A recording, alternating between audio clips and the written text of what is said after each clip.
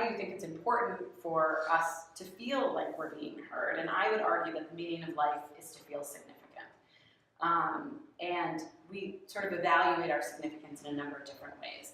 Sort of this idea of what are you contributing to your family, to your community, to the world at large is a big question I think we all ask ourselves. And then part of that is who's validating you. So who's saying that the work that you're contributing is worthwhile? And when you're listening, when you're talking rather, who is listening to you? That's another way that we evaluate, are we significant or are we not? And there's been a lot of work to look at this from a sociological and a psychological perspective. And so if you look at groups that are disenfranchised or like poor communities in inner cities where people really don't feel like they have a lot of avenues for growth or success, the two things that people tend to migrate towards, women becoming pregnant, really great way to feel significant, right? All of a sudden you have a baby, the baby needs you, by the nature of being needed, you now have a place that makes you feel like you have a role in the world and there's a function, there's a reason why you're here.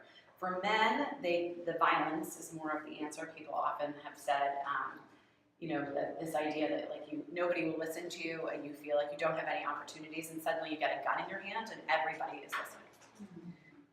So those are really easy ways for people to feel significant, and I would argue they're really easy ways for people to feel like they're heard.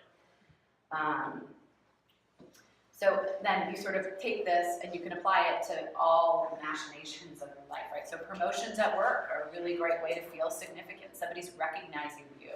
They're listening to you. They think you have something to contribute, right? This is the same within a family, right? Like we often say that mothers are invalidated or you're only validated by the people who love you, and that's like a very different experience than having people who don't love you saying that you're doing a good job. And I don't think anybody tells their mother enough we all tell our mothers what a horrible job they've done. We don't tell them what a great job they've done. And it's the same with friendship, right? Like a lot of times your friends can validate you in some ways, but maybe they're not validating you in other ways. And that's also another sort of stake in the game of, are you significant or are you not? And same with popularity. Like we see this across the ages. Like we know that being a part of a social community is a really important thing for longevity and health and all of these other things. And you see adolescents trying to work out some of these dynamics, and a lot of it is who's the loudest, who's the most obnoxious, who's going to get people to listen to them.